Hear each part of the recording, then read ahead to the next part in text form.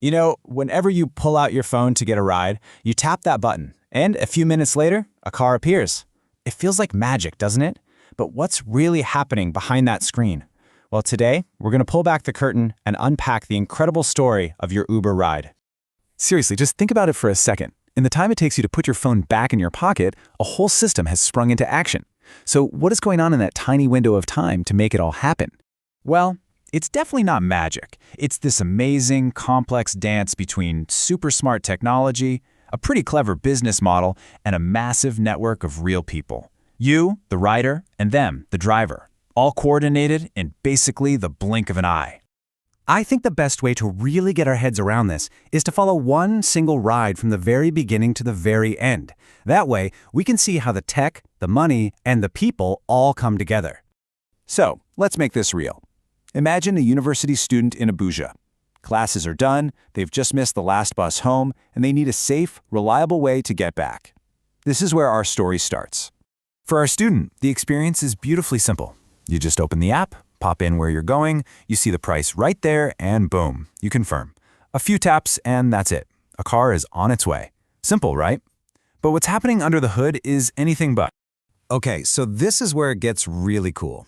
How did the app find that specific driver at that exact moment for our student?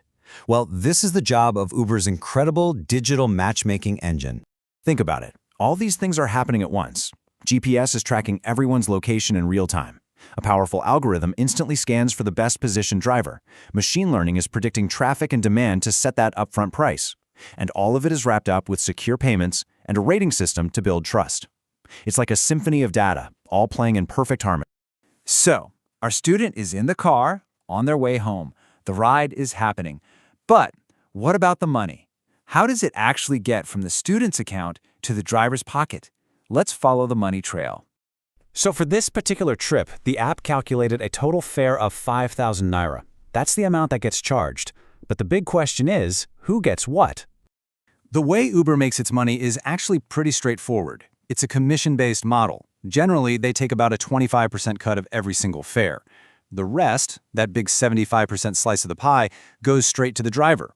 So if we do the math on that 5,000 naira ride, it breaks down like this. The driver earns 3,750 naira for their time, their car, and the fuel.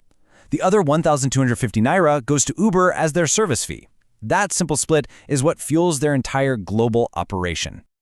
But hang on. What if it was pouring rain when our student needed that ride, or right after a big concert? The price probably would have been higher. That's dynamic pricing, or as we all know it, surge. It's not random. It's an automated system designed to get more drivers on the road when a ton of people need a ride at the same time.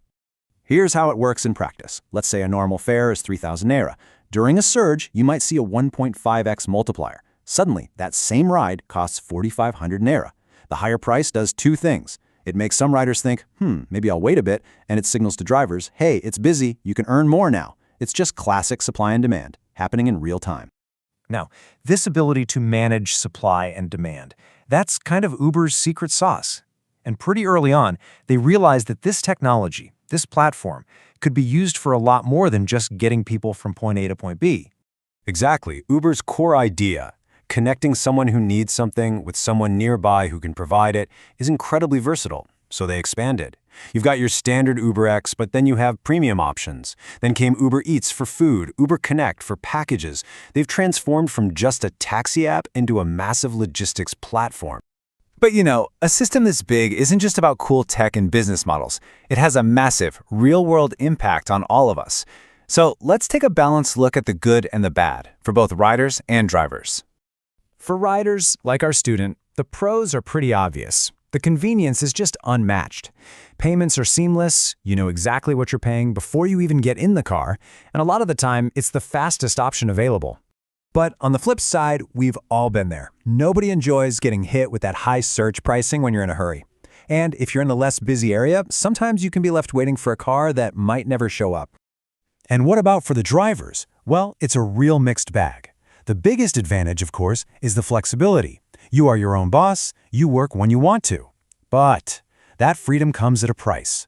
Uber's commission eats into your earnings, you have to cover all your own costs, gas, insurance, maintenance, and your income can be pretty unpredictable. And this brings us to what is maybe the single most controversial part of Uber's entire model. Drivers are not considered employees. They're independent contractors. Now, that distinction is absolutely crucial to how Uber operates, and it's been the subject of huge legal fights all over the world. When you put Uber side by side with a traditional taxi, you can really see just how much of a game changer it was. Instead of hailing on the street, you book in an app. Instead of cash, it's cashless. Instead of a running meter, you get the price up front. Uber didn't just join the industry, it completely rewrote the rules. So, there is no question that Uber has fundamentally changed how we get around our cities and even how we think about work. The technology, the convenience, the controversy, it's all part of this incredible story. But as the company keeps growing and evolving, the real question is, where is it driving us next?